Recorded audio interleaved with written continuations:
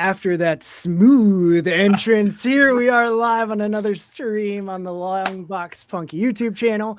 That's me. I'm Chris. I'm known as the Longbox Punk on the internet, and I talk every Sunday to indie comic creators about their comics, about their process, and just general mental health therapy. So we're going to get into it today. I got my pal, Nick Arganbright. Nick, dude, I am stoked that this finally, the stars have aligned, and here we are. Right? Oh yeah, because we met at my first space back when it was in the fairgrounds area. I forget the name of the place. I should know because I was in the Ohio State Fair Choir for one summer. Okay. Oh my god, yeah, no. So going back there was like a weird that's where I slept at. That's where we played euchre at. That's where we played euchre at. That's where we played euchre at. Yeah, because that's all you do is all you can do is because you didn't have phones. We didn't have phones in '98.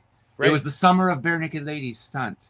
Oh, okay. It was. Yeah. Well, what's funny is that song drove me nuts, and then I bought the album, and now I'm a huge B&L fan. But I digress. But no, all you could carry in you because there weren't phones. You was either your beeper or a deck of playing cards, and all the kids did was just play or Magic, and that's how I played Magic first time. But all dudes played was euchre, and that's where I learned because at my family reunion we used to play euchre nonstop. Yeah, and it was always a big thing when you became an adult. You didn't play bingo, you played euchre. And then when you get to euchre, but there's Hoyle's rules. You only lead this way, whatever. If you've played euchre, this makes complete sense. For those who haven't, I'm really sorry. But just know that there is a preferred method of playing euchre. But the problem is on the fairgrounds, it was like the Wild Wild West. Kids didn't give a crap. And also I found if you don't play through the Hoyle or whatever rules, sometimes you can win faster, even though you might not get more points. So it was just and now my dad's like, you're not playing with Hoyle's rules. I was like, sorry, man. This is how I learned on the streets, man. Yeah, man, that's how I learned. No, sorry. Yeah.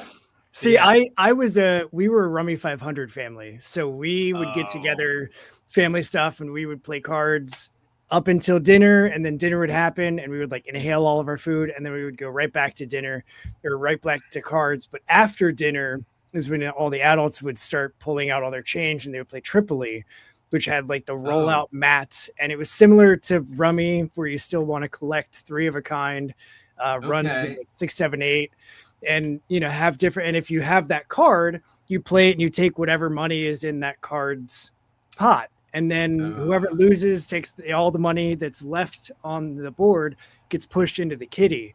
And so eventually, if you go out and you win, I think it was 5 of the 9 pots around. Yeah. If you do all of that and are the first to go out, you get the kitty besides all of the. So then it was big cash in for that. But it was similarly once we became I think it was once we got to high school, we were allowed to start playing Tripoli because then money was on the line, even though we had a big glass jar of pennies. And so the kids would just play with the pennies. But yeah, that's awesome though, man. I have never played that before. That's so cool though. Because we were Rummy 500 a lot, but on my dad's side of the family it was my mom's side of the family was euchre too, but they would realize their kids are here, let's play Rummy or Crazy Eights or even Fish or something else. War. You ever play Spoons where you're you play, I forget it's been a while, but pretty much you play some cards down, and then whenever I think there's a match, you all grab the spoon. It's like musical chairs. Whoever's the last one standing with no spoon, you're out. Yep. And then So we would do that, but then when you got older, then it's now you can play euchre or poker. Welcome to the table, kid. Right. Yeah. So, but yeah, that's awesome. So no, that was really cool to be there, and then also that was my first space officially. So I got to meet a lot of cool people, you being one of them. So, and it was one of those things where it's hey man, we'll talk and we'll set up. It was one of those things there, our schedules just didn't line up. So, but I'm so glad that it finally has, because every time I see you, it's been a joy to chat with you. Yeah, agreed. There were several people. That was my first time going to space. Which is the Small Press and Alternative Comics Expo in Columbus, Ohio, for those that don't know, and we didn't actually meet in space, although I would love that. Just imagine, 1,000 years from now, they're going to have Comic-Cons and stuff of selling analog art in space as we just like colonize all of the planets and move to other solar systems. And like I just want to, that would be a really fun story to tell of like what are Comic Cons like in 4122 or what, whatever. I'm sure there's a, I mean, you have to worry about copyright a little bit. I'm not gonna fully sing it, but like you could do that in the year da da da da da when conventions are still, and you can do like a mini parody of that of what it's like, and then you can keep sending it further and further into the future. Yep. So but no, space was great, and then it was actually the first show that I was a vendor at earlier this year. Because I was like, well, I make alternative comics. Like, this is my jam. And so I vended for the first time next to Alex Clark, who I've now like made a short story with, and we've collaborated on, we've got other stuff that we've talked about doing. We just schedules again. No, that's always the thing. It was just, it felt like the right place to do my first show, and I had a blast and met even more cool people. And it just like, are you going to be tabling again in November? I am. So the even reason why, like, I know about space because I've been in Columbus, but I didn't really like know anything more about it. But Travis Horseman, who I was actually, so also I'll plug Travis, but I need to plug him too because I was near him. Quackus, the Synth Lord. He's a pretty cool guy. Okay. I was next to his table last year, or when we first met, diagonal from each other. He was just obsessed with duck comics and stuff. That's awesome. Really cool guy. I don't know if he'll be there, but I was next to him this last time. And then Travis Horseman, who does Amiculus, was there, and he'd been there for years. Actually, the year that we met was the one year he wasn't at space. But so like this last space, I signed up almost. I was like the first or second person, I think, that signed up, or at least it was on the website. And this time, like Travis was like, "Dude, I'm already signed up. I don't see your name anywhere." And I was like, "I'm sorry, lots going on," and I completely forgot. Because I already saw like Travis is like in the top 20 or something, and I was like, "Oh crap." I am going though. It just took me like a very long hot second. I could have actually. This is like that Muppet joke. You could have just said yes. I didn't have to. Let me tell you the hows and whys, how I got there to the yes. See, I'm the same way, man. I don't just answer questions. I like relive events, and you need to understand the context before I can just tell you, yes, I'll be there.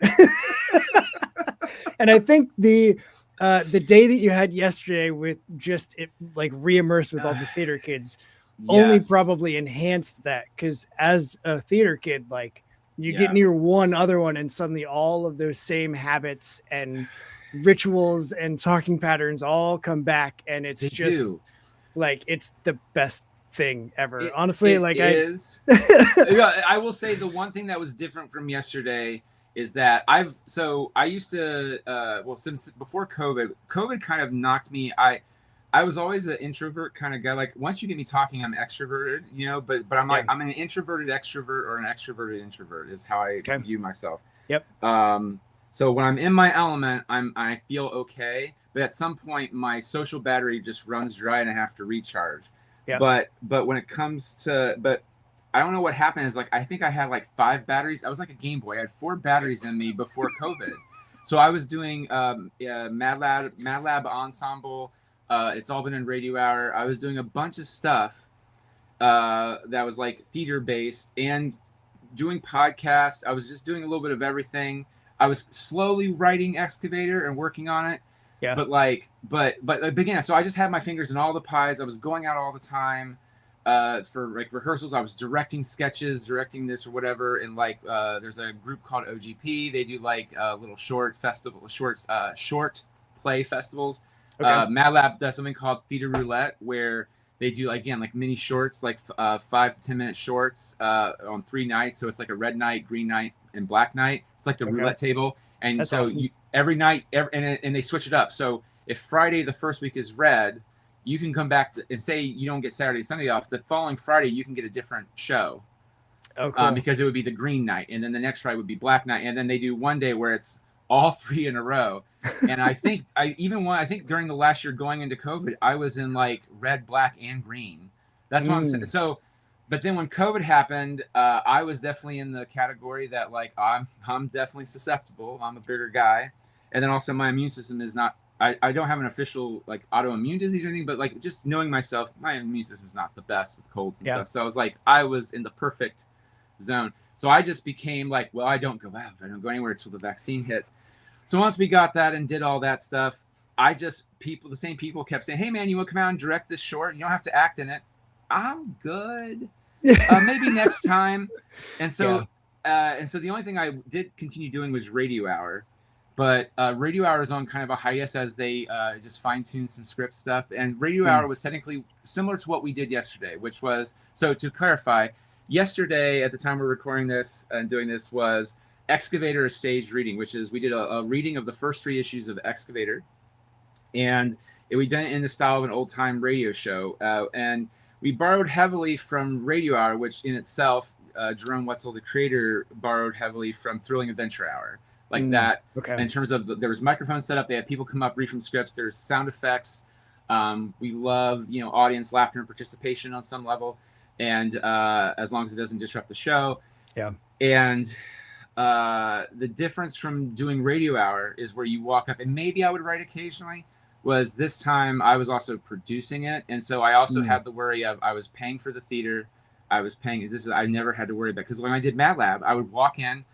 I would direct. I maybe have to worry about casting. I might have to worry about, hey, we need a prop. I work with somebody else in the production team, and they might just say, hey, we have no money, but we can get this instead of this. Is that okay? I'm like, yes. Yeah. This time it was just like, I need to buy binders. I want people to be uniform. I have to deal with all kinds of variances of questions that I don't remember getting as the director before, because I'm also the producer. Yeah. And so it was, and granted, full disclosure, if I would have asked 1 or 2 people for help with that stuff, they would have, but I didn't. And so there was a little bit of that involved too with yesterday, which was just but that's what it was interesting. So I was sweating buckets, like literally. Oh, I'm sure. Yeah. I was like that joke in The Critic where it was an old John Lovett show from the writers of Simpsons, where they were making fun of Quiz Show and what if Chris Farley was in Quiz Show, because the joke is he's the big overweight guy, but he's in the little booth and he gets asked one question, and because he's live on television and he gets nervous, his armpits just squirt out like just gallons of water. That is what I felt like. At one point I said, can we make the lights like cooler? And he's like, you mean like blue? And I was just like, no. physically cooler. I am dying of drenching of sweat. And he's like, well, we can use LEDs, but I think it's not going to be as helpful for your cast. And so I asked the cast, and they're like, we'd like the normal lights, please. And I was like, okay, great. By the way, I'm not complaining that, but to be clear, it's more to me funny in retrospect. But when we got down to the green room before, my one friend asked me, who I've known since high school, he's in Radio Hour and 2, he's in the production yesterday. He was just like, so you think this is going to go well? And he was trying to be funny. He's kind of that sort of swarmy, lovable jerk kind of guy, like Peter Venkman-ish. Yeah. And I just said, my anxiety's here and here. I'm worried about ticket sales and producing stuff. And then my concern about how everything's going to go is right here show-wise, because we're great. Yeah. And then I was just hearing all the conversations around me, just like the nerdy, fun, different, like we have someone talking about D23 Doomsday over here. We have other people talking about moving to Ohio and it's just fun theater kid, just not fun, just conversations. And I was like, I've missed this so much. Yeah. I've missed this. So yeah. That was a real hoot and a holler, and it was also thrilling too, because once the show was over, there were people that were walking up that really enjoyed it. It just wasn't my wife saying like, you did a good job. It was like, well, because that is a concern. It is. It's people who knew nothing about the comic, even if they might be like a friend of one of the cast members. They don't, they're there to support their friend, but like, they could be honest with me and say, hey, this didn't, and no, it was, and we ended on a cliffhanger, right? Because the first 3 issues is the first 3 of a 6-issue arc. So like, it's, But so it went so well. Cool. And the fears of producing are alleviating a bit from that. Like, you know what I mean? I've come down from the high. Now it's just more like I have the aches and pains of being a 45 under, not well taken care of guy, just standing all day and producing and sweating to buckets. And, Tylenol was my friend this morning. So, Yeah, isn't growing older a bitch? Like, oh my god, yeah. Well, I actually was like, I need to go see my foot because this is what everyone's here to see. I need to go talk to my foot doctor because I think I have a plantar fasciitis thing or something. I was like, this doesn't feel like it should. And my friend's like, dude, you're old, just stop. No one wants to hear about your oldness. And I was just like, that's fair. That's fair. Yeah. Okay. So let's talk about it on the podcast. Yeah, absolutely. So what kind of insoles are you using? Okay. Well, everybody, I've insurance covered some of it, but I had to get fancy soles because I didn't want to get the orthopedic shoes. I felt like I wasn't there yet because that's like a 60 plus. I can talk about getting orthopedic shoes. I don't know, man. I feel like I'm dangerously close to getting orthopedics on top of that just because I was just like, because when I went to Heroes Con, it was my first ever Heroes Con. I went to Heroes Con this year. And after that was over, like my foot was just gone like, I'm in pain. I was like, oh, it's just because, but I've always had that, right? Because like if you watch, if you ever meet me in person, I do the whole person where I shift my weight constantly. Oh yeah. What do you think I'm doing over here? Yeah. Right. Yeah. Right. Yeah. And it's like, I'm bobbing and weaving. Ibuprofen. Now, I wish I could do ibuprofen. Someone in the comments just said ibuprofen. I used to be. It's just that, and this is what's also kind of depressing, is I've had gastric bypass before. I've unfortunately gained it back. I've been losing the weight. I've lost 70 pounds so far, which is awesome. Good for you, man. Yeah. Well, thank you. But back when I had it, because of the stomach line, I can't do ibuprofen anymore. So I have to be more of a Tylenol guy. Yeah. Because if not, I mean, oh my God, I would do Advil, I do ibuprofen. I'd be popping pills left and right. I would be giving. Matter of fact, because I had got really sick one time. They're like, well, if you have whatever fever, you have to take Tylenol. You can't take ibuprofen or Motrin. Yeah. I went to the hospital because it was just that bad. This is years ago, and they're just like, you can't take that. We're gonna give you an IV. And we're just gonna shoot Motrin right into your veins because that won't interject with your stomach. And I was just like, okay, I don't think it's gonna work. I felt better in about 15 minutes. I was just like, oh my God. I mean, I didn't feel perfect, but I was like, I felt like the relief that I was looking for when I took that off. But anyway, today on Dr. Longbox Comics, we're talking to Nick about... Welcome. Do you have neck pains? Do you wake up tired in the morning? Do your feet hurt after a con? Ooh. Have we got a conversation for you? Join as the punk talks with Nick Arganbright about all of our ailments. You know what? It's so real, though. I said this before we officially started, but at some point I am totally right now, but at some point we're all the old man yelling at the cloud. You know what I mean? Oh yeah. And you know what? I welcome our old man yelling at the cloud overlords. Yeah. We've earned it. We've lived lives. We've seen stuff and been dumb teenagers, and now we're allowed to be a little crotchety that our neighbors, when they cut their grass, they use their blower and they blow their grass onto our driveway and they leave it there. We're allowed to be crotchety about that. Can I tell you my favorite song right now? And it's not. And the thing is there's a part of me that doesn't love the content, but because it's a jokey song. It's by Lonely Island with Charlie XOX or Charlie Kiss CX or whatever. Yeah. Whatever her name is. It's Here We Go or Here I Go. And it's like, here I go. I'm reporting you to the cops on a fellow white, like, and because it's pretty much someone throws trash out in his yard or their dog poops in the yard. He calls the cops on him and gets him arrested. That's awesome. Like it shows like and then he's like, and then his wife comes in and she's like, I love the smell of bacon. I love pigs, babe in the city. Like when I think of cops, they make me feel pretty or whatever. Like it's catchy. And the thing is, it's like a really catchy pop song. But if you would take all the other stuff out, it would be even because it would be like a legit song versus not to say that it's not legit, but you know what I mean? It's like what Weird Al does and Lonely Island does is sometimes different than what I can only think of the Beatles, but like, you know, another rock. I mean, they are different. Well, they are very different, but like, and Weird Al writes some original songs too that are not like funny or not intended to be funny, right? But like, or like Billy Joel, whatever, where it's just like, oh, they're saying something, and Lonely Island is saying something. They're making fun of Karen's, and Kevin's, but also. It's just so catchy as hell. It's just so And you saying that reminded me of that because I literally cannot stop listening to that song. Like, it's so good. I played it downstairs earlier before I came up, and my wife was like, "Oh, this song." I'm absolutely going to be listening to it after we're done. It's well, you can only find it on YouTube. So because I've tried to buy it or put it in my Apple Music or Spotify playlist. They don't have it on there. It's only on. I think there's a licensing fee thing, so it's only on YouTube. Okay. So. Well, to YouTube I go, and also just, you know, shout out to our fellow health prone people. We've got sleep apnea with Ken. We've got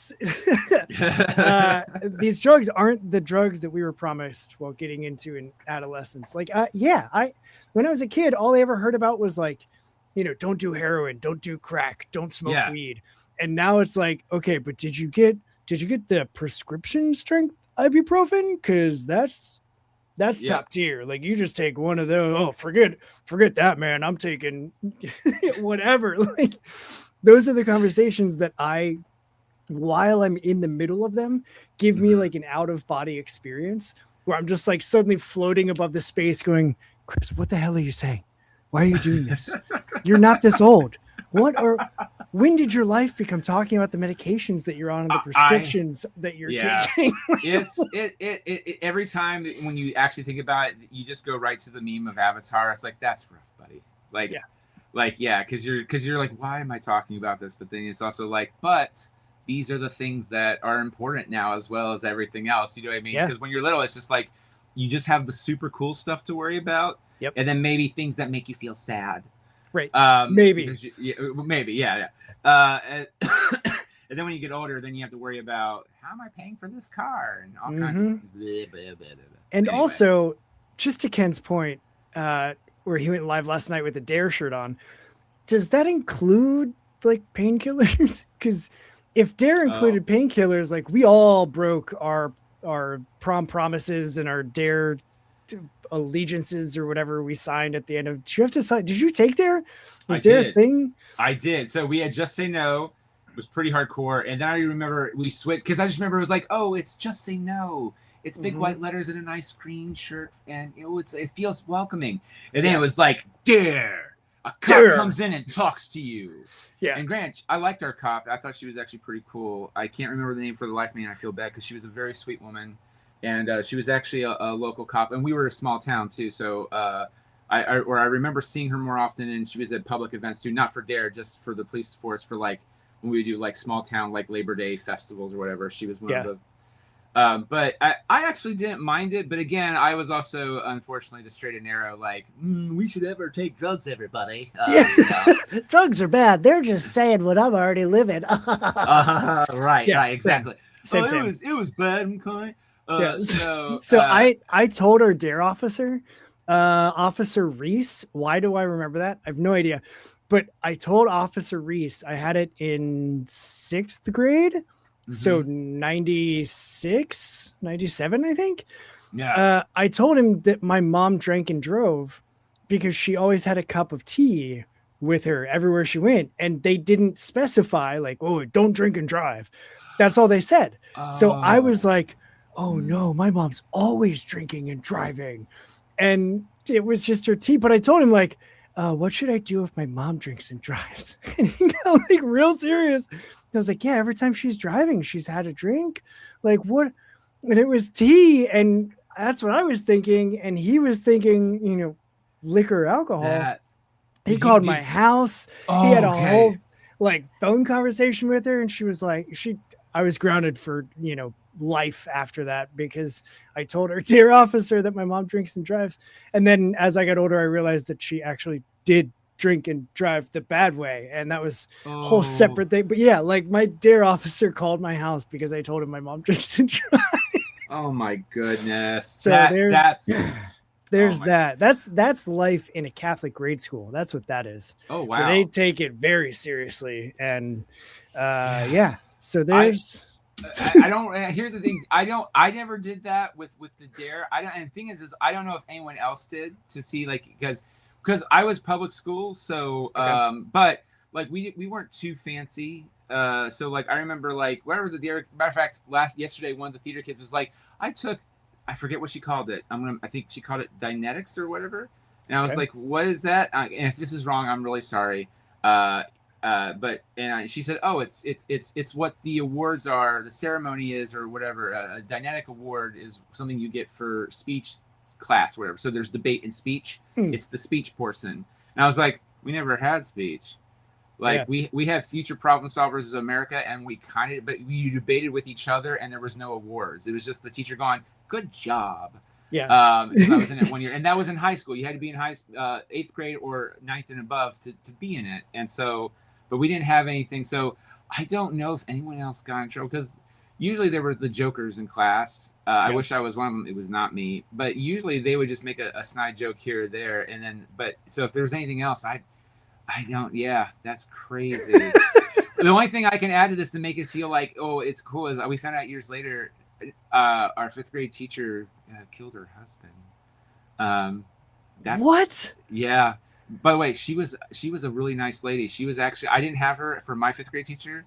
I wished I did, because all the other kids loved her, and it was one of those sad things you found out later. You're like, oh my god, I probably shouldn't talk anymore about that. That's not my story to tell.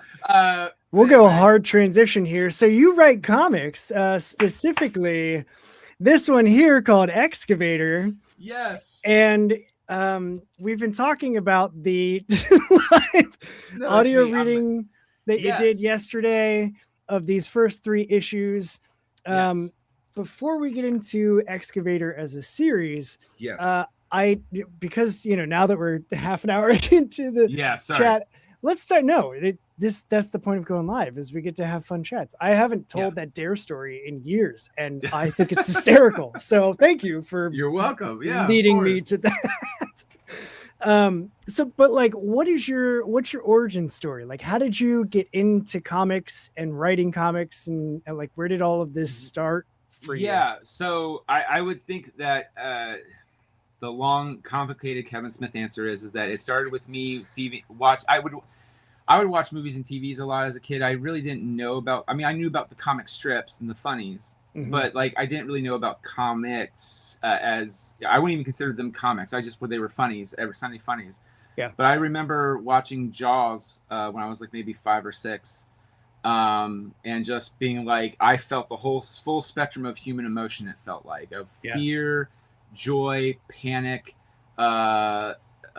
horror, laughter, because there's some funny stuff in there too, tension. Like it just felt like it was a full, complete package. And I was like, I want to make people feel that. And then so I looked into, then that's when my dad started showing me the making of, like, here's how they made Star Wars. Back then they used to do, HBO used to do like the first look, and they combined the Empire and Return of the Jedi, like making of.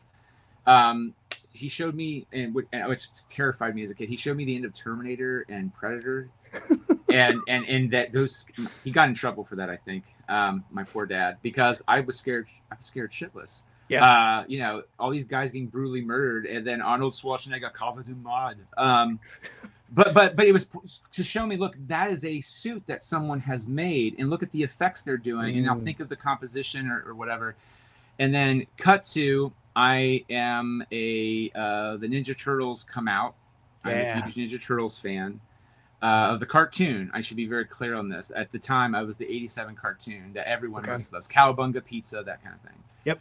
And I started getting the Ninja Turtle Adventures. I think it was issue 17 with Man Ray, or the Manta Ray, and he's holding this little guy, and the turtles look pissed. And when you read it, that little guy he's holding gets shot and killed in the book. Like Bubba Glubba, he dies.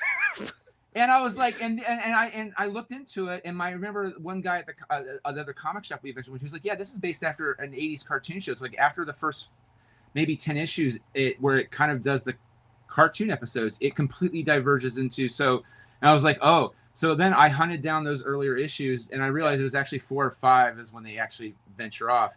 But like I became a fan, and then my dad made a comment. He was like, "Well, I have Spider-Man comic books somewhere." And I was like, "Sure, Jan." All right. Yeah. He found them for me, and he had the Death of Gwen Stacy, but he read it so much the cover was ripped off. He has the Death of Captain Stacy. I guess spoiler alert for people. Yeah, no, I know. He has the first appearance of the Punisher, the first appearance of Black Cat. Oh, wow. And some of them, the only thing is that because of how they were stored, they weren't in bags and boards because he didn't know. Yeah. He used to do what I call the Biff, from Back to the Future 2. He would take the almanac and roll it up, because they were just to be read, and he genuinely loved it. He read them all the time. Yeah. And so some of them he read more than the others. So he read, apparently he said he originally started TMNT Adventures in Life. Yeah. That was the first Ninja Turtle comics that I had, that's like the Archie era, where Raphael, for some unknown reason, was just always a shadow. Okay, no. So here's what happened with that. Now I can lay it out for everybody. Please do. The reason why is that, first off, DC, they were trying to. It was like a loving parody tribute to Spider-Man in Black. So they were trying to capitalize on that. But what happened was, when the Turtles were kidnapped, they were all put in costumes for the Stump World Wrestling Intergalactic Wrestling Federation. Yes. Where they fought Crying Hound, Trap, Leatherhead, because Leatherhead disappeared. You know what happened to him. When Leatherhead's been, apparently he's a hero now. Actually, it's kind of like the Mandalorian and Grogu with that one character. I don't want to say who it is if you've seen it. But like, where Leatherhead's like, oh, people look down on him, and here he's a hero. And to the point where Leatherhead's like, I actually feel bad that I hurt you guys and all that. And then it becomes a weird. And so Raphael just decided to never take off his costume because it helped him be in the shadows more. Got it. And so that's why. And also another weird fun fact: those designs were made for the Turtles years ago by Eastman and Laird, and for possible toys. But also they were going to give them costumes in the comics so you could tell who they were better. And then they just was like, no, let's just give it to the toys or something. And then it was never used, and so they used it in the Archie books. That could be a little off, but I know that they were designed by Eastman and Laird before, and then snuck in as a nice little But matter of fact, I have the NECA toys of them, like right over there, and because I'm a huge. So when NECA lost the license, I did cry in my soul, because they have the Mighty Mutant Animals, and I love the Mighty Mutant Animals, like Man Ray, Jaguar, Dreadmon, Slash, Mondo Gecko. Dude, Mondo Gecko is my dude. Oh yeah. And I loved it too, like, because usually when the mutants transform into the mutants, like, their human friends and family just drops them. Yeah. And like, his girlfriend Candy stuck by him, and I was just like, Mondo freaking rules, man. Like, So I love the Mighty Mutant Animals, and I love the Archie. So I got into that. Dad showed me his Spider-Man books, and then I read all of them, and then I started kind of collecting Spider-Man here and there. And then from there, it just became screenwriting, and then going back to comic writing. I did my own crappy comics in the 90s. There's a character I'm going to hopefully within the next few years, try to do a comic of him. So I'm not going to talk too much about him. But when you go, if I can find an issue, I just know for a fact that all the issues, because it was the 90s, a lot of characters just said, die. So that's all my comic says. There's no dialogue that makes any sense. Apparently, when I read X-Men, I was just like, Claremont doesn't do any talking. He just has the character say die a lot. And in my head, I only remember Wolverine. Unfortunately, back then, I mean, because Wolverine was the cool character, so that's all. And Wolverine's just like, bub, die. Bub. And so, and I, obviously, if I did it now, that was not it's not what it would be. But but yeah. And so cut to, I did a web comic that also wasn't that great. It was me learning, because I can't draw as well. I was doing all this and that, and then I stopped it for a bit. I started another comic again, and that one you can find online somewhere. I think it's called Tales of the 8th Grade Nothing. It's under a pseudonym, Jason Dobbins. I'm hoping to eventually maybe restart that down the line. But anyway, cut to, I did a fan comic for the Ninja Turtles, and with Eric Webb. He's a fantastic artist. And I was starting to work on issue 2, but we got a cease and desist from Viacom, which, look, I get it. It's not my property. But I mean, it's awesome, though, that you got a cease and desist from Viacom. That is pretty cool, yeah. It was such a bummer, too, because there was another fan who, and the only reason I in my heart of hearts, the only thing I can think of is that you got Kevin Eastman not only Jim Lawson, but Kevin Eastman, AC Farley, and all these other actual artists to help out in your book. Well, I just had Jim Lawson, and no event, and which is a shame. Jim Lawson's amazing. He's one of the artists that worked at Mirage for the Turtles. Okay. Just for those out there. But because he did our issue 2 cover, but then the rest was Eric and yeah, and I think it's the only thing I can figure, because the other guy, I think he's on his brand new fan book, and he's still going, and no cease and desist. I don't know what's going on. And part of it, and the thing is that I have to be more adult and say I'm being a little spoiled and saying, well, he gets to do it. That's not fair. But at the end of the day, everything happens for a reason, and it works out, because with that, I was doing another creative project that I was feeling creatively unfulfilled with, where I was writing, contributing, but I wasn't getting paid, and I started to get frustrated. So all this stuff was kind of happening with the Turtles, and then this, and then my wife. I'm from Columbus. My wife lives in Cleveland, and you travel back and forth on 71. And one of the weirdest thoughts that I always have, and if you ever thought this, please let me know. I'd like to. Dear Kathy, am I alone in this? Or was it Ann Landers? Dear Ann Landers, am I alone in this?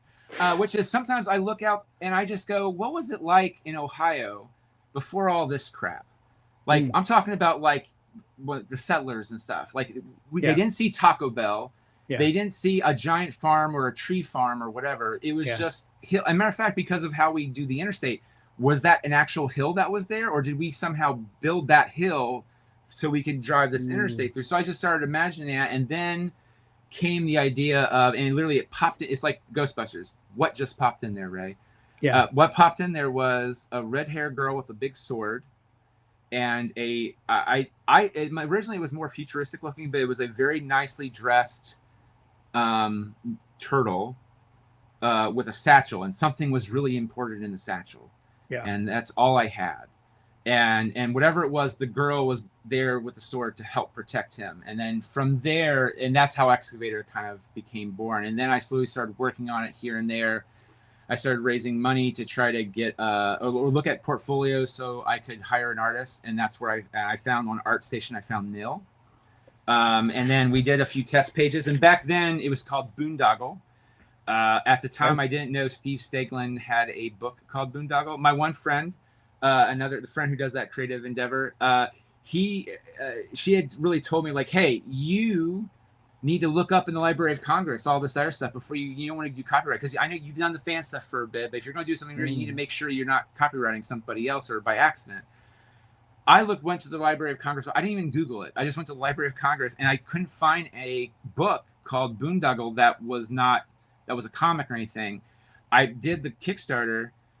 We weren't going to be successful. We had like 9,000 of 30,000 needed or something. And Steve Steglin private messaged me. He's like, hey man, I have this book called Boondoggle. Matter of fact, it was huge in the 90s. It was like one of the big indie 90s scenes before Image hit. And I was just like, huh? He's like, hey, did you even try Googling it? And I was like, no, it's not there. And I Googled it. It was like the first thing I saw. It was Boondoggle. And I was just like, and he's like, and he was very kind about it, but he was just like, hey, I'd hate for this to go further. And I just said, and I don't want to get off on a bad foot. So I was like, hey, Kickstarter backers, we're changing the name. But you can't really change it once the project is live, right? Grant, luckily for us, it didn't go further, that original Kickstarter, because we didn't meet our funding. So with that, it then became a search for what's the new name of the project. And it was awful. We couldn't think of anything. And finally, the only thing I could express on, I was like, well, I mean, he's an excavator. That's the name. So then that became the name of the book. And then from there, it was like piecemeal paying Nil to do the book, until finally I took and kids don't do this at home, I took a one-off loan, a 401k loan. That's don't do that. But I did that, and that's how we got the issues that we have for Excavator. So I paid Nil off. But the only problem is that with every little thing that you do, even when you have a budget, it chips away at that. So that's the really long, convoluted answer. But that's how Excavator came about, and how we got Nil. I was looking on portfolio for ArtStation, and he had like a nice Mike Mignola vibe. Yeah. And then we worked together, and it was really great. And unfortunately, if it wasn't for kind of budgetary time constraint stuff, I had to look elsewhere, unfortunately. But Carlos Trigo is picking up the slack that, and it's a hard shoes to fill because Nil's work is amazing. But Carlos Trigo, who's done some, he's been in the indie business for I think 13 plus years. Wow. And it's really interesting. We have Mike Mignola-esque art style, and now we're going to a Bruce Timm art style, which is really rad. So, but yeah. Yeah, this cover alone, super, always gives the Mignola vibes with the thin line work and the not smooth roundedness. Everything kind of is angular. I love it. And I don't know what I remember I looked up online on what to call it, and some people, they call it noir art style, because it's not horror noir, but it's like a noir-ish. Noir, I'm not maybe not pronouncing it, but just to be clear, Noir. Okay. Yeah. Noir. This is where it becomes Ted Lasso, where it's he gets stuck saying the word and he can't get it out of his head. It's later in the interview, it'll be noir. Yeah. Anyway, noir.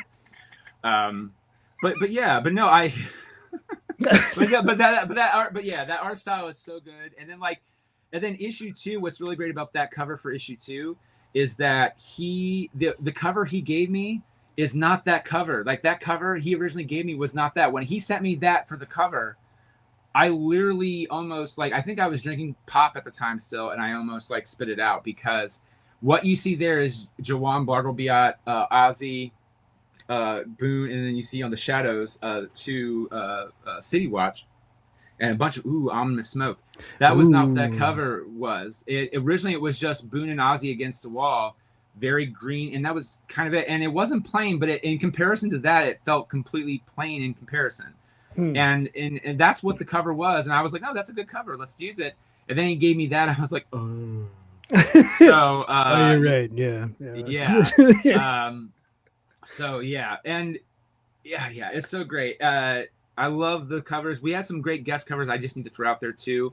The amazing Kaylin Smith, who does the House of Lothar, and she also did a free comic book day special with Dirk Manning a few years ago called Hero. I think it became an ongoing series for a second. Kaylin did our issue 2 cover, our guest cover. And then issue 3, we had Ken Metroni from Ninja Turtle Adventures. He did one of our covers. That's so cool. Yeah, I have. As a matter of fact, I need to frame the art. The art's up there. I'm very. And then we also had Emmanuel Perez. I saw him on Instagram, and then I looked up his. I think I looked at his art station, whatever his portfolio was at. I looked that up, and then Emmanuel and me had Manel is what he goes by. He says it's okay. I call him that. If not, I'm really sorry. But Manel was we had such a good rapport working together that for the cover, for example, Ken didn't color the cover. So I was like, hey man, would you be willing to color this for me real quick? He's like, yeah, sure.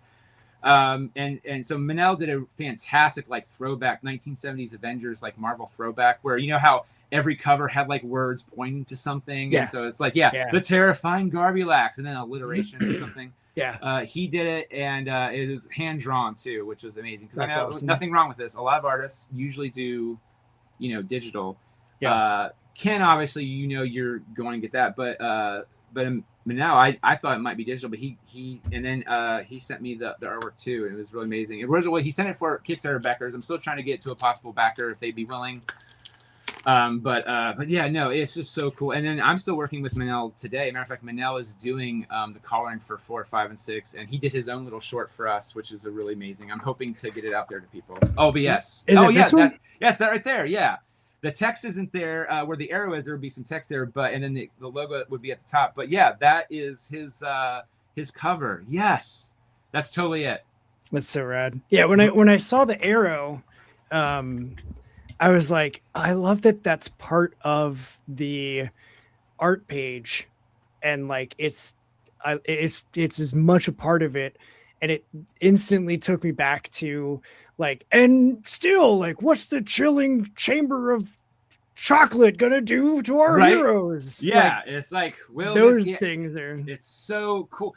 Well, and wait, yeah, I absolutely love it. Well, because I remember like it was a mixture of Avengers, and then also I think in the era for me was like the original Hulk versus Wolverine, the first appearance of Wolverine, Yeah. where they're fighting each other, but it's really about look, the terrifying Wendigo enters the scene, but who is Wolverine or something like that? Wolverine versus the terrible Wendigo. The wonderfully whatever, yeah. Again, alliteration. Wonderfully wild, wacky world. Wacky wild, but yeah, it's. This is why I will say. Last night at the stage reading, I had notes and literally had a little note card, but it was like bullet points. Yeah. At one point, I rehearsed it multiple times with those same set of notes. Sure. I brought up something every single time, but I didn't have it written down. It was a thing where it's like this sparks this thought, which sparks this thought. But I was up there and I was just like. No, sir, I don't remember what. And literally, it was an awkward. I don't know what I was supposed to talk about that. But the reason why I just inceptioned my own conversation so hard that I forgot why I brought that up. But the alliterations. The alliteration stuff. Yeah. If I had time to sit at a keyboard and just sit at the screen for like 5 minutes, I could think of alliteration really easy. It's like a pun. I used to do a Rocky and Bullwinkle fan podcast. Okay. But puns is that all that is. It's writing puns, and puns are for me super 2 years later hard. And I like because my one friend in Radio Hour was just like she's great with puns, and I remember she just was watching me like trying to think of a pun, and she's like, "Dude, you write these all the time in this." And I was just like, "I have time to think of them, man. What are you talking about?" And then finally, like 15 minutes later, I came up with one pun. She's like, "Dude, the moment's passed. We're not doing puns anymore." And I was just like, "Yeah, it's too late." But that's the hard thing with the alliteration. You're just going like the wacky, wild, wonderful world, Wolverine and Wendigo. I'm pretty sure I just said the chilling chamber of chocolate. So that sounds. You know what? I've been trying not to. I know it's fine too, but that was fucking rad. I'm just. Yeah, I too. I love puns. I love using them. I feel like sarcasm and really like theater in general is what informed in me how to just be quick like that because of doing so much improv. Where I remember vividly in my third year of drama in high school, we were, examining improv and all of this stuff, and sort of teacher had called up two random people. He was like, Dave and Toph, go ahead.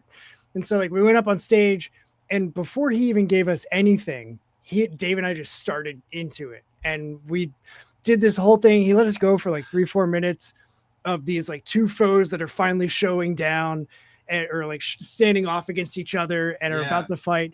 And we like get real close to each other. And then he was like, all right, pause. Here's your scene. You're actually two lovers. And like we're standing face to face. And so he was like, and go. And I just grabbed him and kissed him. And it was just like, everybody lost their minds. And like, even the teacher was like, great scene. I don't know what else to say. But see, like you're a step higher than me on this though, because improv is my weakness. So and I'm talking about like real 100% improv. Yeah. I don't do well at. And part of it is I'm in my own head because the writer part of me is trying to make something work. Yeah. And sometimes you just can't do that. You got to go with the flow. And then also, and I think this is part of I feel I'm undiagnosed dyslexic because since I was younger, it's one of the reasons why like I enjoy but I can't get into sports is because sports are numbers for me. Yeah. And even when I don't do it as bad now, but like my mom used to tell me all the times, like, it's not 1, 2, 3, 4, 5, 6, 7, 8. You said 1, 2, 3, 5, 4, 6, 7, 8. That's not right, Nick. And I was just it's not. There's a specific type of dyslexia that's number focused. The person that helps me like learn all of this stuff at our library's creator space, she's been helping me with like making buttons, and I'm going to learn how to do bookbinding in a couple of weeks. Oh wow, very cool. And like super stoked. And also like she's about to move to freaking New York to live with her boyfriend. Whatever. So I was like, I need to pick your brain and learn as much as I possibly can from you before you go. Yeah. Because like she does zines of all different types. She does sketchbooks. She does leather work. She does bookbinding, and apparently all of it she made her own. This is insane. Our library has 3D printers, Mhm. and I had 2 bone folders printed so that I can use those to make zines instead of like wearing out my fingertips because I like mine crisp. And so I just had them print bone folders for me. And so when I was picking those up, she was like, yeah, well, you know, I've got this and I'm doing this, but she 3D printed a press to do like stamp pressing. And so like she had found the plan online, paid the guy like $5 for it because he was like, whatever, just tips, like just tip something and you can have the plan for it. So it's a whole ass press with the wheel, and she just has to carve the stamp and put it down, put the fabric or the paper on top of it, and then just wheel it through the wheel and stamp it that way. And I was like, how in the hell do you even think to? And it's like multicolored and there's fades, and it's like the 90s clear video game systems where you can see through to see all the parts. The outer part of the press was done in like a clear holographic filament, and inside you can see like the pattern that the actual press was printed in, and there's like hexagonal patterns and circuit. And I was just like, this is so freaking intricate.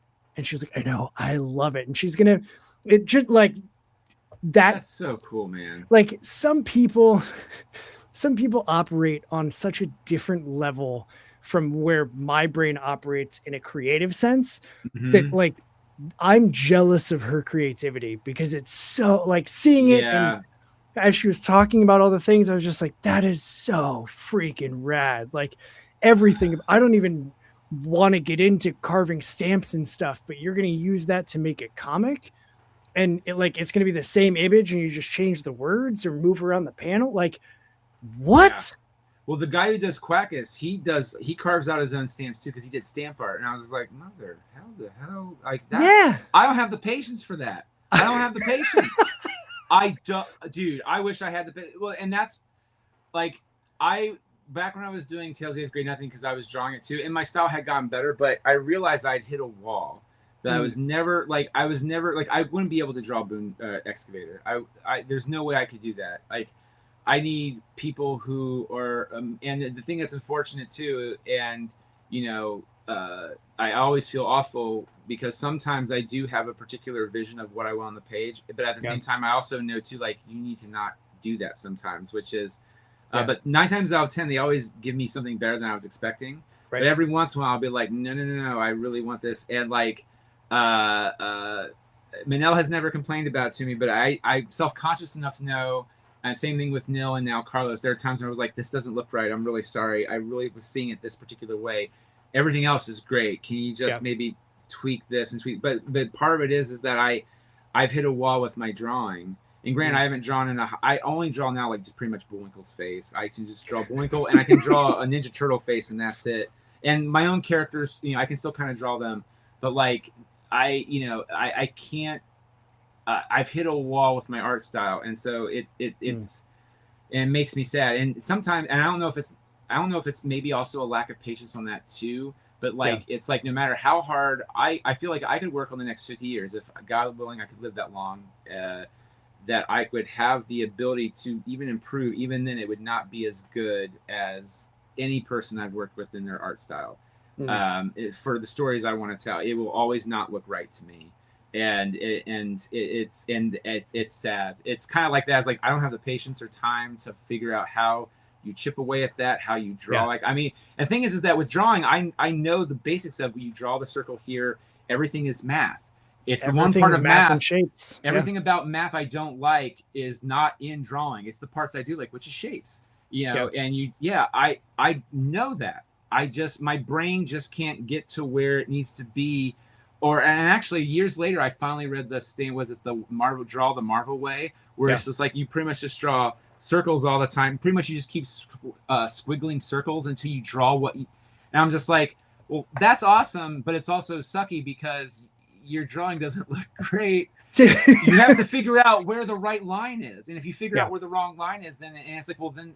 And I remember, I think one of the things is, well, that's the inker's job. I was like, don't be an asshole to your inker. Come on now. Like, I was like, these guys already have a really hard job enough with dealing with whoever's writing and their deadlines and their real life on top of that. Yep. They don't need some shtick going, well, I guess you can just ink it that way. No. You can just find the lines within all this madness, right? Right. And I know a lot of people don't draw the Marvel way anymore. I think that was just a gimmick to help non-professional artists, to at least get to start thinking about it.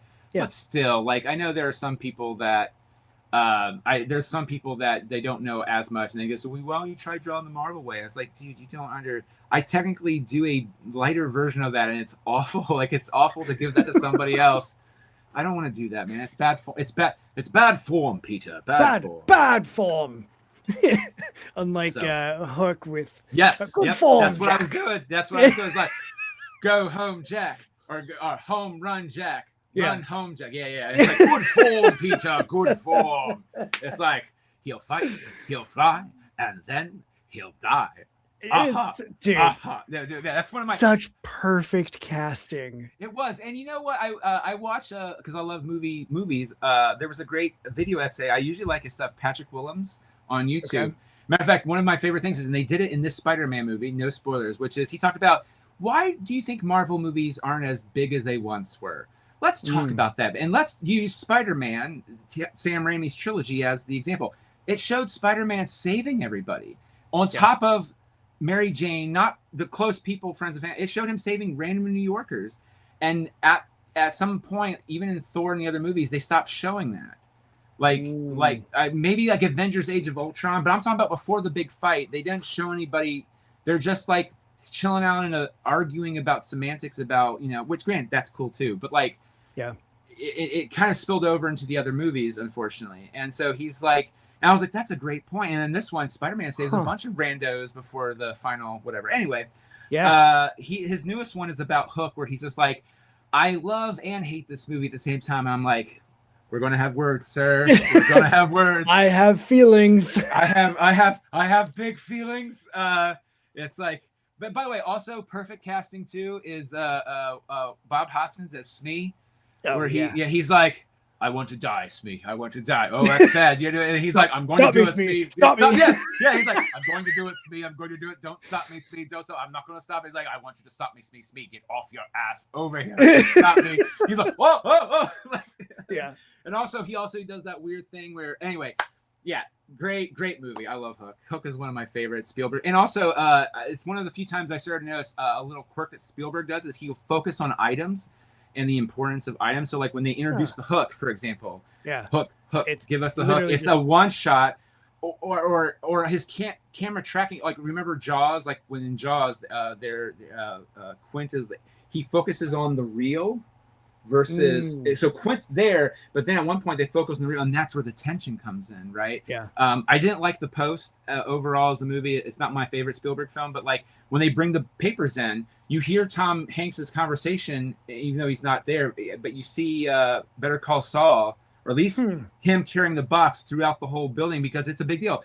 They could get arrested by the FBI at any moment, and that. As a matter of fact, it's a tracking shot. I think it's a one tracking shot, or it's designed to look like one. They might have done cuts, but it looks like where it's focusing on the papers. And if they do zoom out and up to him, he's looking around to see if he's being trailed, and then they zoom in on the papers again. And it's a weird little shot that Spielberg does. So sorry, with that. See, when I write scripts, I think of film framing sometimes too, which can be bad. But I look at films too to see, like, how do you frame a shot? How do you do this and that? And then I look up what's the name of that shot. Oh, I can put that in the script of the camera angles and stuff like that. So weird Hook. Yeah. Spielberg. See, I was just talking to I was just talking with my collaborator about, like, there's a dialogue heavy scene in our chapter where, it's basically giving all the back information and the backstory, and they're trying to devise a plan and work it out on their way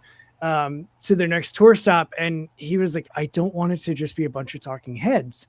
And I had just been looking at something, and like, I forget what comic or what zine or whatever that popped into my brain, but it was showing other things that would be in the scene. Like if they're in their van, like showing the amps piled up in the back, or showing the, guitar strap that's haphazardly laid on the floor of the van because they didn't have time to like roll it up nicely.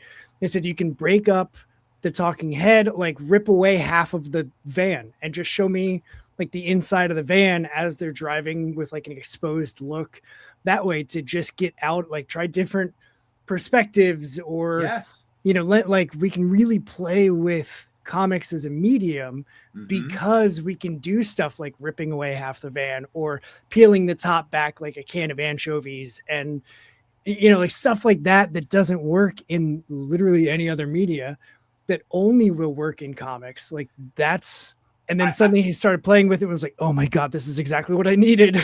So I have to ask you on this, because see, I get in my own head with when I do stuff like that. Like if I read another comic book, I can see kind of how the artist and or the writer artists or whatever are kind of doing, or how they're like, go back Turtles for a second. The Kevin, the Kevin Eastman, Peter Laird, Leonardo one shot. For those who remember the first live action movie, instead of Raphael, it's Leonardo that gets thrown through. But that whole sequence is pretty much almost like the comic book, which is in the comic book though. The first half of the page is just Leonardo fighting the foot soldiers on the roof, and then the bottom is what's happening in April's apartment, which is, oh, it's Christmas time. Here's Michelangelo and Raphael pulling a tree into the apartment on the next page, and so it almost feels like a movie, but like I didn't recognize it till years later. And there are other similar things too, where I can't think of the guy's name. Herberto Ramos' Spider-Man run with Dan Slott. There was some wonderful pacing stuff going on, how he was doing it, cutting back and forth. But when I started to write like that, sometimes it's hard for me to get over my own head, because I know that's the beauty of how comics can work. But then I start panicking, does it feel like I'm just cutting away randomly? And so it's a struggle for me sometimes to do stuff like that. But then when I read someone else do it, it's like, oh, that feels very natural. But in my head, I was like, is that natural? Does it not feel natural? Oh my God, what? That's where my own like writer brain actually fails me, unfortunately, is stuff like that. But no, and that's hard too, because you don't want talking heads. You also, it's almost like, and this is for any story, by the way. Exposition in general is very hard to do. You want it to come off seamless. You also want it to seem not boring. Even if it is talking heads, you want it to seem a little, so like Indiana Jones and Raiders of the Lost Ark, Raiders of the Lost Ark featuring Indiana Jones. That scene where they're at the room, they're talking about the Ark, and he's there, and it's just a normal conversation. They kind of mention the Nazis, and you're like, why are the Nazis after that? And then they start talking about, well, there was one guy, and they're setting up the next scene with Marion and all that or whatever. But like, and it's pure exposition. It's pure exposition, and it's somehow exciting, and it's really hard. And that's just one scene there. And when you try to apply it to comics, you don't want it to just be those talking heads. So then how do you make that work? And you could cut to a picture of what the arc is. You can do that. But for me, that's where my writer's brain fails me, is like, how do I make that work? Because I started getting paranoid. Will it work? And that's why my favorite thing ever in a script is sometimes like, I'm looking forward to seeing what you can do with this. And that put like camera angles, or don't even put like, just say this, and this, and just put like, this is generally what's happening, but you do whatever you want. I'm excited to see what you come up with. That's actually one of my new favorite things. Like I did do one scene in issue 6, very like, because Carlos is in the middle of issue 6 right now. He's drawing it. And he's like doing it. But there was one scene that I wanted to do, and I became so paranoid with how I was like, so I made a note after it, or at the top of it, I was just said, Carlos, just do whatever you want, man. Just have fun. This is what I'm really looking for, and this is what I want to evoke with it. If you can find a million times better way to do that than this, please do it. You don't, this section in particular, you don't have to, or sometimes I just put panel and I don't put what the description is, because if it ends up being talking heads, because the artist will always do something better.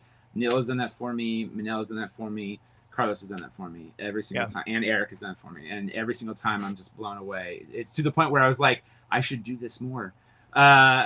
It's hard, just let them run. It is. It's hard. And I will say too, another fun fact for any people out there is always ask the artist what they like to draw and what they don't like to draw. What's unfortunate for me was with Neil, Neil, after midway through issue 3, I was like, by the way, man, I never asked you what you like and don't like to draw. He's like, I don't like drawing cities. And I was just like, oh no. And because at the time I thought Neil and I were going to be working on issue 4. Issue 4, they're nothing in but a city, my guy. And I was just like, oh, I'm really sorry, you know. But just in general, like Eric, when the UTMT fan comic, he likes dinosaurs. So in my head, I was like, how can I work a dinosaur into this, even if it's just like for a second? Because he will enjoy drawing it. So always try to think of that too, because it's not just about your gratification of seeing the story come to life. The artist may have fun drawing your stuff, but give them something else to have fun with drawing it too. It's a weird little fun fact. Sorry. Yeah. Weird divergence. I think that's a great, no, I think that's a great thing to bring up, because there have been times where some of the first scripts that I wrote were super prescriptive. Like I even included like, this is how I think the page layout should look. This is how I want the panels laid out, and roughly the size. These are the perspective, like the camera angles and stuff that I want to use. And I read back at it now and I'm like, I should just let 95% of that go. Like, and so with writing Barricade Brigade, as we're going forward, even just writing from the 8-page issue 0 that we did to now the 86-page chapter 1 that we're doing, like my writing in it is much more open-handed, unless there's like one specific thing that if I'm writing, as I'm writing it, I see like, oh, it's got to be this way, because we need to see the base in the scene, because in 3 pages she's going to use that base to like beat the snot out of a monster, so we need to see that she's got the base with her. If it's something like that, then I'll include it. But otherwise, there's 2-page spreads that I literally am like, you've been to a music festival, just have fun, okay? Like, and double-page spread, whatever, man. It's going to be better if you just have fun and throw stuff that you think is fun to draw. And like, I don't, as long as it conveys music festival, the specifics on that, great. And then there's definitely pages that as I'm writing it, I'm like, dude, I'm even in this script, I'll say like, I don't know how you're going to do this. But good luck.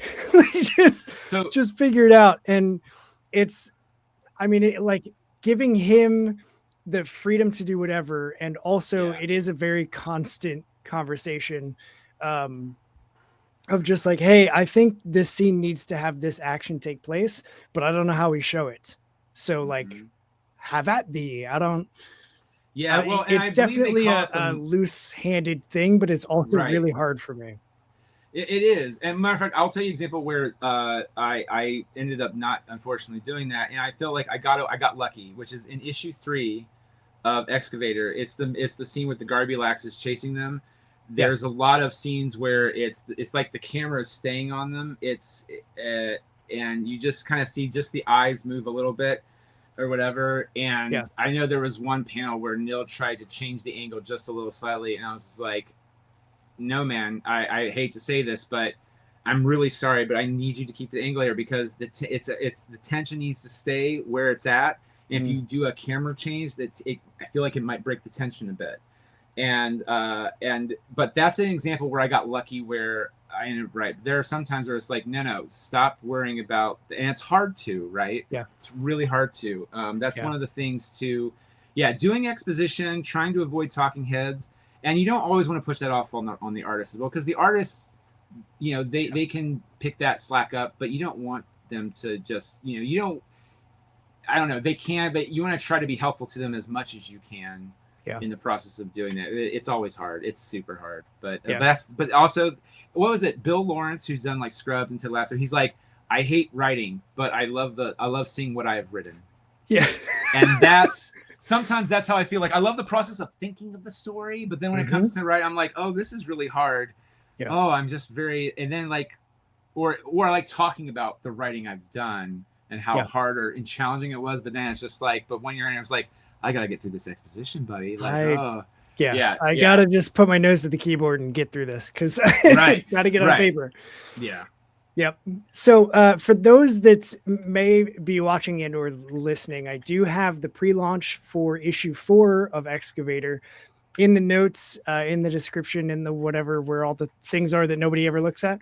The link is there, so you can go to Kickstarter and you can pre-save it. Do you have a rough timeline of when you think you'll be launching the 4th campaign?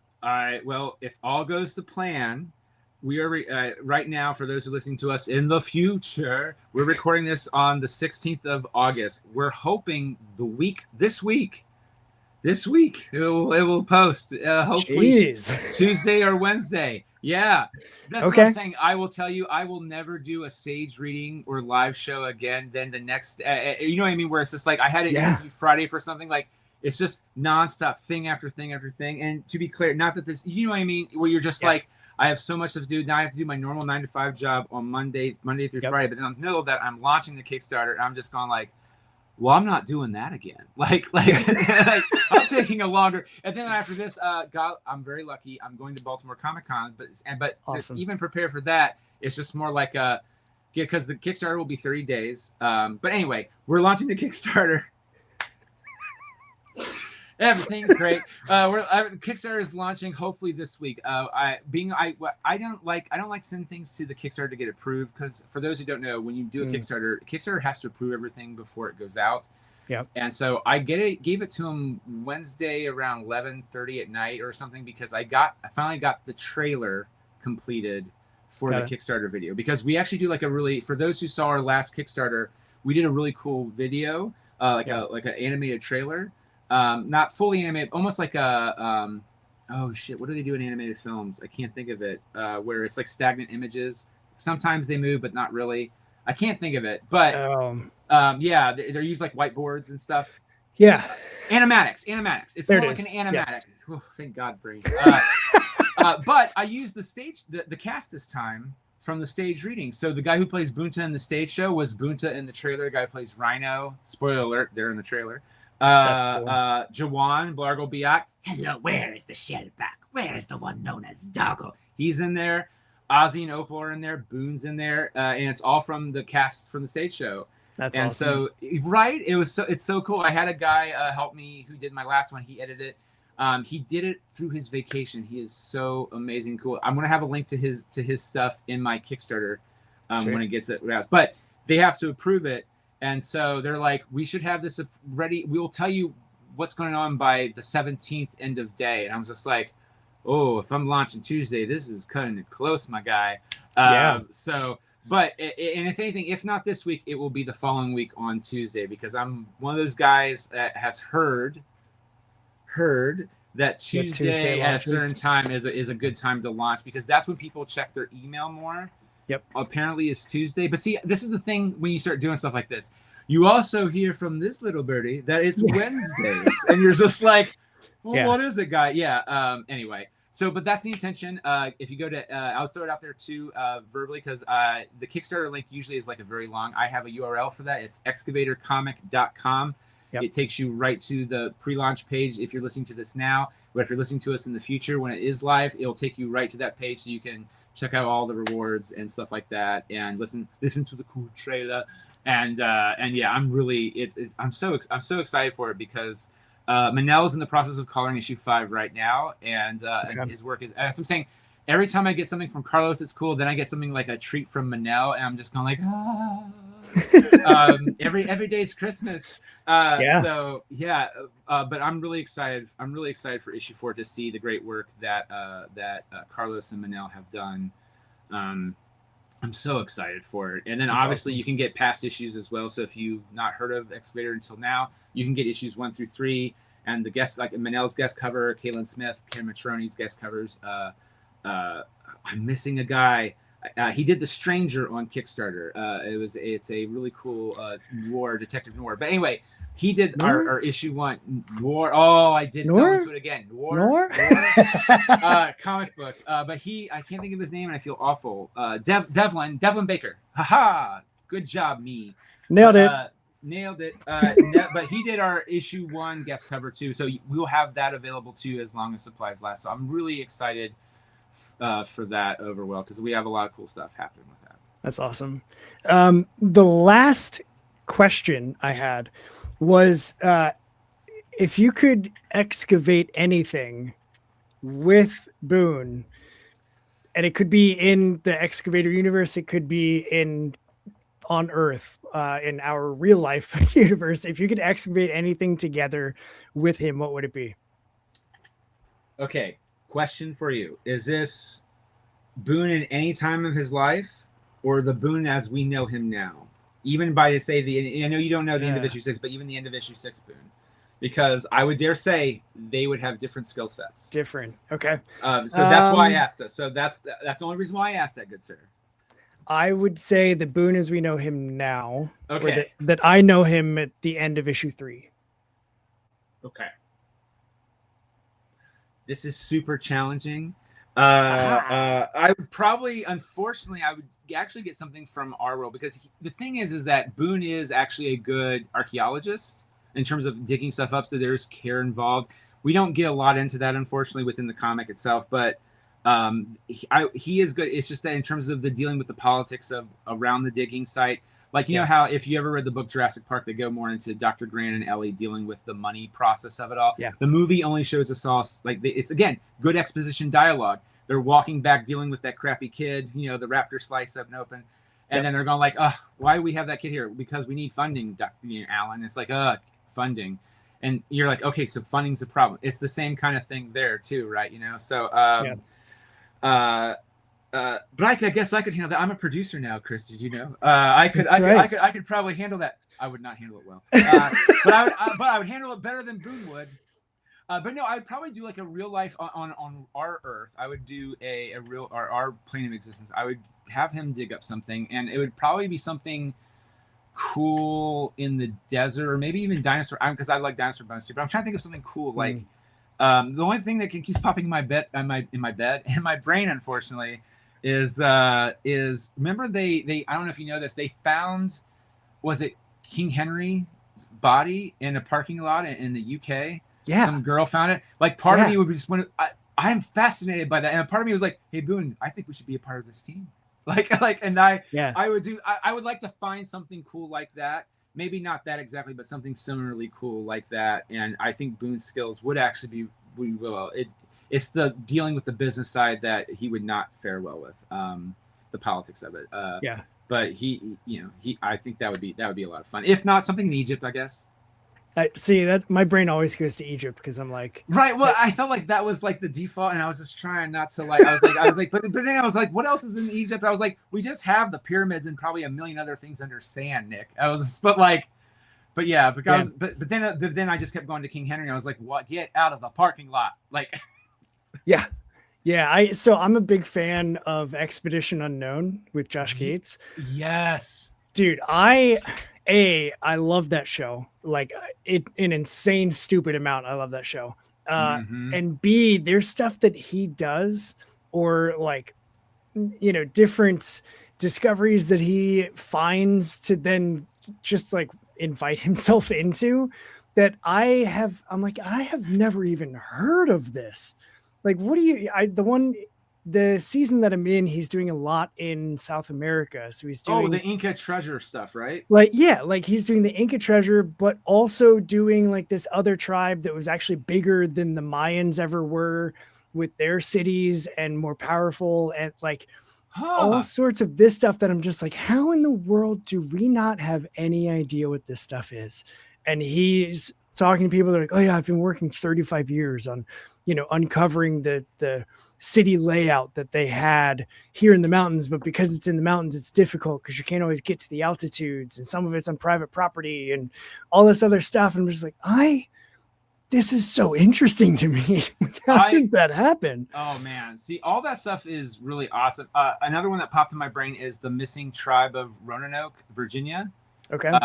Just because the whole thing is that when the guy left the village, it was a fully populated village. When he came back, it was gone. It's almost like they were never there. And supposedly there are hints that they might have found that they went to a local Indian tribe and just merged, that colony merged with the tribe, and then just whatever. But like, it's always been a question for years, because there's multiple dig sites as well where they just don't know what's going on or can't figure it out. But I love that stuff. No, I've seen the first few. I remember seeing an ad for the Inca one. Because I watched earlier seasons, because I mean that show's been on for a hot second. Yeah. I think they're on like season 16 or something now. It's like if Mythbusters never stopped. In a good way, by the way. I love Mythbusters, so I miss it sometimes. I'll watch Adam's little videos, but like, I love when a really cool show like that. Oh, see, I need a. Is it only on Discovery, or is it anyone on YouTube anywhere? Because it's been a hot second since I've. So I watch it through the Spectrum app because Discovery is part of the Spectrum package that my mom has, and I have her account information tied to my email because she doesn't email. But yeah, I always watch it through that. I'm sure. Now, if it's Discovery, yeah, you're right. I have the HBO Max app. I don't. I will acquire it that way, and because I have a way of watching it through HBO Max. I think there are some seasons that are available on either HBO or the Paramount Plus app might have one or two. Ooh, Paramount. Like they are merging soon. Jesus Christ. Yeah. So, I'm sure that any streaming app that you have has at least one episode of it. Yeah. Oh, no, I'll have to do that because I remember it's been like a really hot second. Like, I feel like the last one I saw was a long time ago where I think he searched for El Dorado or something like that. Okay. Like, it was really that. And actually, just watched that one like 2 weeks ago. Oh, did you really? See? Yeah. I will say I'm always looking for, because right now my current obsession is Taskmaster, and we just finished yesterday the Australian Taskmaster. That's the thing, is when I got home yesterday, instead of crashing, I crashed on the couch I just put my feet up, and my wife and I just watched Taskmaster Australia. Yeah. So but no, I'll have to look at it because I'm fat, and also like it gives you history, and again it feeds your brain with more history, and I love that. So like historical fiction. Oh god, that's true. Centuries of colonization is a huge factor. No, it's we're the worst, Nick. We are. No, it really By the way, to get it back to the Excavator for a second, there is a little bit of that. Colonization, unfortunately, is a little bit in there, or it's not huge yet, but it's kind of a slowly developing underlying theme of colonization. Like they kind of get into. There are hints of it where Mr. Lakeith, who's a character in issue 1 and 2, talks about how him and Boone's grandfather, Mr. Rhino and the bartender were in the militia together with the Sovereignty. So like there's some other stuff going on that is slowly world building around Boone, because again, Boone's naive, he doesn't fully. Yeah. So anyway, but yeah, because I really am. Excavator is also a way for me to get a lot of my frustrations with the world out, unfortunately, and fortunately too. Hopefully it doesn't offend people a little bit, but like eventually I would like to touch more on that stuff because, it's like Jesus. I mean that, like, you could easily spin any of those stories out. Like, how did Mr. Rhino become who he is, like where he owns half of their hometown? Like how did he get to the prominence? What did he do when he was in the militia with the bartenter? Like those are all things that you can easily just fun fact, and I'll you know what, I'll throw it out here too, just to throw it out. Eventually I like to do one or two other things, but one of the other things I want to do outside of keeping Excavator going, hopefully I can outside of issue 6, is during the writers meeting, because I have like a little story group of Katie Boisenault and Jessica Gibson, who are Ozzy and Opal in the stage show as well. Okay. They're also like, they're my editors. They just red pen the shit out of me because I need it. But we were talking one time in a story meeting, and they were just like, man, like they asked a similar question, and I think Jessica was like, we should do a spin-off book, like an anthology series called Artifacts, Stories from the World of Excavator. And where it has nothing to do with Boone, Ozzy, and Opal, but it's like other characters that have nothing to do with anyone we've met, or it's maybe like a side thing about like the bartender and Rhino working in the militia together, or Mr. Lakeith and Boone's grandpa, or whatever. And I was like, oh, that would be fun. So that is percolating in the back of my mind. So if that ever happens, I would, because my thing is, offer it to other writers. Just don't have it be me. You know what I mean? Like have you and your creative partner like step in and do something with that. So that's also been percolated in the brain. But you would have to name it something other than Artifacts, because Artifacts already exists. Does it? Yeah. But even specifically if Artifacts, Tales from the Road. Okay, well, yeah, no, the Tales from the Road part is, I was just talking Artifacts, because actually the one of the stories that we had in our horror anthology is called Artifacts. and we have brought in Evan Johnston, who did that. He's a solo cartoonist. We brought him in to tell like 20-page second part to Artifacts as like a B-side backup story for Barricade Brigade. So that's the only reason that I know that, because like that's his. Hey, but see, I'm smart enough now to look it up. I also just Googled it real quick. There's also an Image comic series from 2010 that involves a crossover with Witchblade, The Darkness, and others called Artifacts. And I'm like, oh Image is everyone's y'all just breaking my heart. But here's the thing, we can figure it out. If I can get Excavator from Boondoggle, I can get something for that. I think that's a great idea though, to do like the anthology series even with other creators, because then it takes place in the world, but then they each have their own unique like identity and flavor to them. Right, and that way it's not just because that's the beauty of whatever your opinion of what Disney is doing with Star Wars. That's the beauty of Star Wars though too, is that you can tell those interesting little side stories, and sometimes they work really well.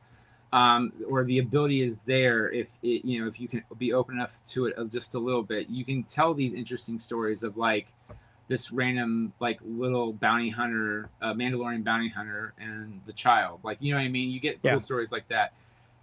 It's when they tie it into bigger stuff, people might get their panties in a bunch. But that's what I'm saying. But you can still, and that's fun though. I love the idea of that, and also like it's also fun too, because then it's networking. You're getting to work with other creators and being able to share their work and vice versa, which I really love. Like some other Kickstarter people I'll just throw out there really quick, like Sean Wood. I actually met him at the Hampton Beach Comic Con or Hampton Comic Con in February. I went, and that was amazing. And Sean was very polite. He actually was like, "Hey man, I'll like, if you ever have questions, just email me." He was very polite. Yeah, I've had him on the show. Digger. Yeah. Hi, I'm Tia, and then the other guy I met at Spaces last year was T.S. Luther, he does Digger.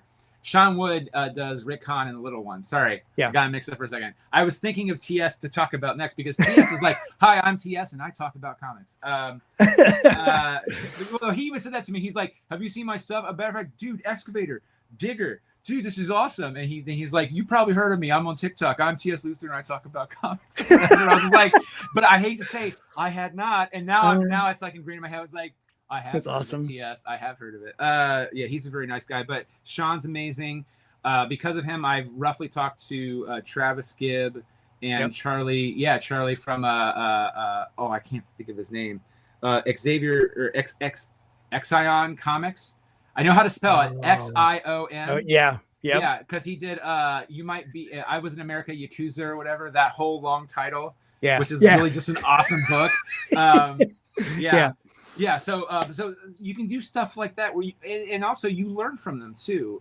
Even if you don't participate fully, or maybe you just can't work it out, there's some conversations and back and forth happening, which is really great.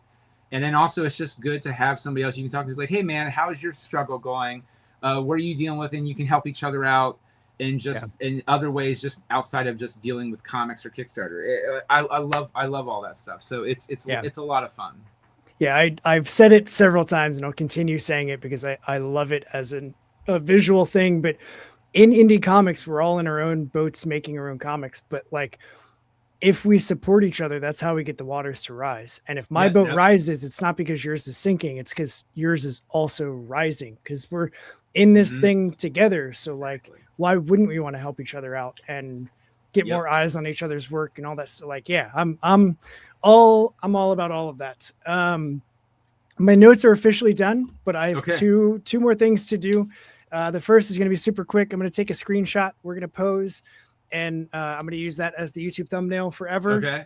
And I love that I have props because I'm a theater kid. So any props that I can incorporate. So I will go here, get my head in here. There we go. Count us down in 3, 2, 1. Cool. The other thing is what I gave you the heads up about before we came live. And that's, I love doing this show because I get to talk to people all over the globe. Sometimes just right up 75. But even though we're spread out, even though we come from different backgrounds, different walks of life, we share the similarity of just loving to tell stories, create comics, create art, write, make things and put them out into the universe. And so to lean into not our differences, but our similarities as a baseline, I like to just stop talking at the end of every stream and turn over the mic to every creator so that whatever message you want people to hear specifically from you, you have a chance to share. That could be a sales pitch for Excavator. It could be something about, I don't even know, like just give me the longest alliteration you possibly can think of. Okay. Whatever. The content doesn't matter to me at all. It's just whatever you want people to hear specifically from you. So, Nick, here's your chance. Here's your time. I'm going to shut up. Take it away. All right. First off, I'm going to try to do a hat trick here. So I apologize in advance, but here's the plan. I'm not going to tell you the plan. I'm just going to do it. So first off, I really want people to know that I appreciate that you love the different colored headband Ninja Turtles. But guys, they were always red because a clan or a group or a family have one consistent color or identifier. And for them, it's the color red. Let's get that out there. The different colored headbands are just for you as a child to figure out that's Michelangelo. Okay. And fun fact, I think subconsciously red hair April O'Neil, Ninja Turtle, makes me think of Excavator. This is the second point. Excavatorcomic.com. Go there, support the Kickstarter. And when the Kickstarter is done, if you go to Excavator Comic, it will always point to either that one or to the next future Kickstarter. So it's always like a live URL that you can always check out. So if you're really in the future listening to this and you're like, oh, hey, we're now on issue 5. Well, guess what? It's going to take you to issue 5 too. So excavatorcomic.com. And my other final point is, and I realize I subconsciously write this into kind of all my stories, even though it is not super clear at all in any way. But I think if I can work my way to the point of it, it's eventually this is that there's always one character that as I've gotten older, and to be clear, it's harder for me to do as a human being because I'm flawed like everybody. But there's a great quote that Jim Henson said to his children after he died. He left it in a letter after his passing. And it said, please watch out for each other, love and forgive everybody. It's a good life. Enjoy it. And I feel like that is great advice to live towards. So that was my hat trick. 3 random things I randomly connected together, and that's all I got. That's all. Love it. Dude, this was awesome. I'm so glad that this worked out and we could hang out for a little bit and catch up. I am not tabling at Space, but I'm going to see if I am not doing other things because it's November and that's just all the chaos for me. So I was like, I'm not going to commit, but if I can get up to Columbus to hang out, I would love to. Yeah. Well, either way, point out too for all those guys out there, I just found this out. You're like heading up a convention of your own with some guys. Like was it Milton or no? Yeah, was it? Yeah, it's the 5-star Middletown. Yeah. Yeah, I'm not gonna be able to do that one. I'm trying for Danny next year because it came up randomly. Like I saw an ad for it. I was like, this sounds cool. Can I make this work? I don't think I can make it work. But then I was like, oh, they're gonna do one in Dayton probably sometime next year. And all of a sudden I just saw your pictures everywhere. I was like, dude, Longbox, but yeah. So yeah. Sorry. No, I don't apologize for that. We're less than 30 days away from 5-star Middletown. It's on the campus of Miami Middletown University. It's a single day in September. I should know the date off the top of my head. I think it's September 13. We're very community focused. We're very indie comics focused because a lot of us are indie creators that are on staff. And so I actually just put the panel schedule together yesterday. Dude, that's so cool. So once that gets finalized and the official stamp of approval, that'll get published. Find 5-Star Comic-Con on Instagram, just with that as a handle. You can keep up because we are returning to Dayton. It will be in June again. It will be a 2-day event. And I'm already putting together a pre-list of celebrity guests and celebrity creators to reach out to try and bring them to Dayton, to bring all of their legion of fans to Dayton as well. So I'll definitely let you know once vendor apps open for Dayton. Yeah, and we'll see what we can do. I'm excited for that because it's one of those things where I was sad I missed the first one. Yeah. But again, it was one of those things I didn't hear about till I started seeing the Middleton one being talked about, and I was just like, "Oh my god, it's great!" But no, and I also when you Googled it or on Instagram, you searched it up on Instagram, you saw other people who went, and they're like, "This is one of the best one-day conventions I've been to. Like, it's really great, and it's focused on comics, which is awesome. And if it wasn't, there was a way to somehow it got it back to comics that it was." which is important because sometimes when you see these conventions, whether Animate, Columbus, or whatever the ones, even if they say Comic Con in the name, it's not. Yeah, and I get it too as a movie fan or whatever fan. You're there. That's cool too, but yeah. So I'm so happy for you guys. That's awesome. Thanks, man. I love that you like randomly came across that. Right? Yeah. That's peak. That means that we're doing our job well. Sweet, dude. Thanks for hanging out. Hang tight after I end it. I've got logistics for you, but for everybody else, it's time for the tagline. Go do what's good for you and make some art because I want to see it. We're out of here.